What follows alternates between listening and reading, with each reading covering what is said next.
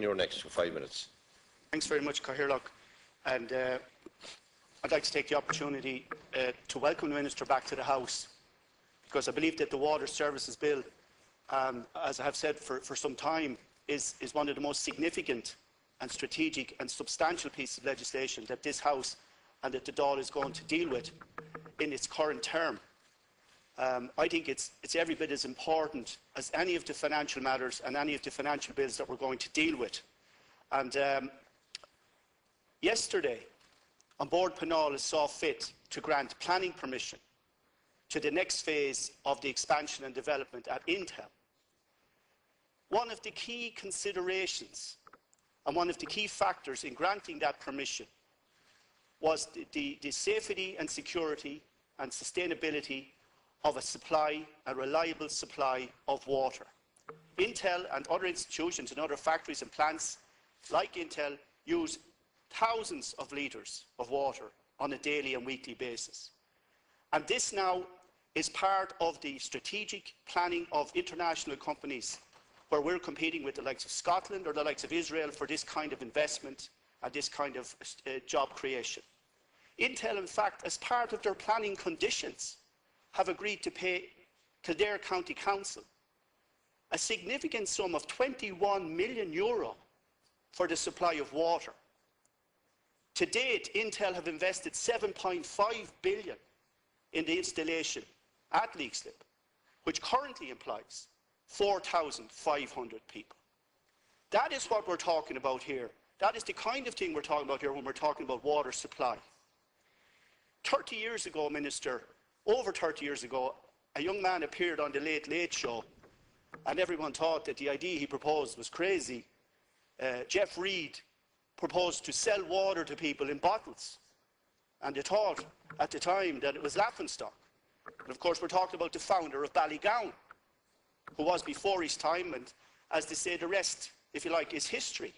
Who would have thought that it was possible in this country, where it never seems to stop raining, and we're fortunate to have, largely speaking, a supply of clean, reliable, fresh water in our taps that we think nothing of, and in fact we take for granted. I'm not sure what the charge for the water will be when the meters are installed. And I do know this, and I'd like to say that any bill, any new bill coming through the door of any household is an additional burden. And no one wants to see extra charges and extra bills, because ultimately people do see it as a tax. And whether it is or it isn't, it is certainly a burden on families and on households.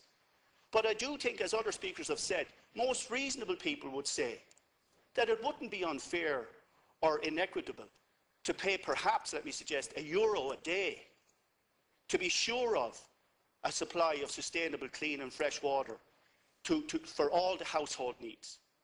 But it goes way beyond that, Minister, as you know, because we're looking at the commercial implications, the industrial implications, and it has been mentioned here, the agricultural implications by other colleagues. Even though we have an abundance of rain, it does not equate with having an abundance of usable drinking water and water suitable for pharmaceuticals, for restaurants, for other businesses, and indeed for agricultural processing and so on.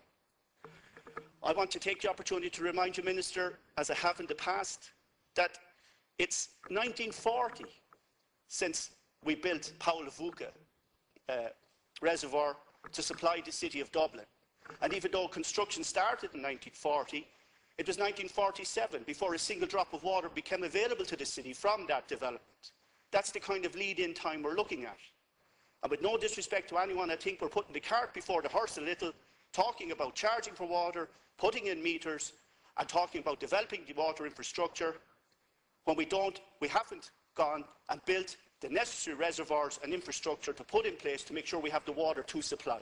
So I do urge you again, Minister, and I want to highlight to you the need to expedite and for you to intervene personally, and I know you're committed to this project, but we must build the reservoir, the Bord Pleanála reservoir in Garryhinch in the Midlands to supply water to Dublin and the Greater Leinster region.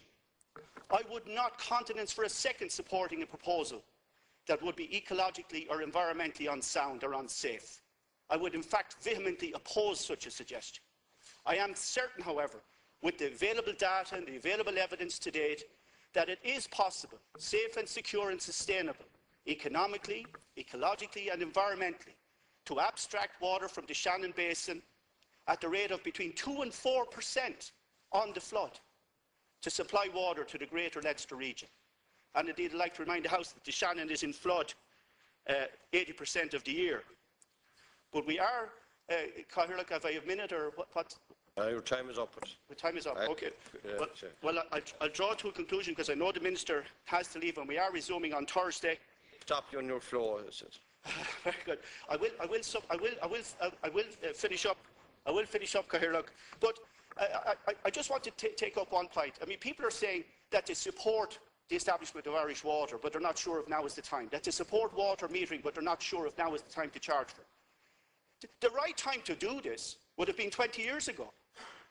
Yeah. So when you abolished them. So no. The right time to do that would be 20 years ago. So we have no time to waste. We have no time to spare.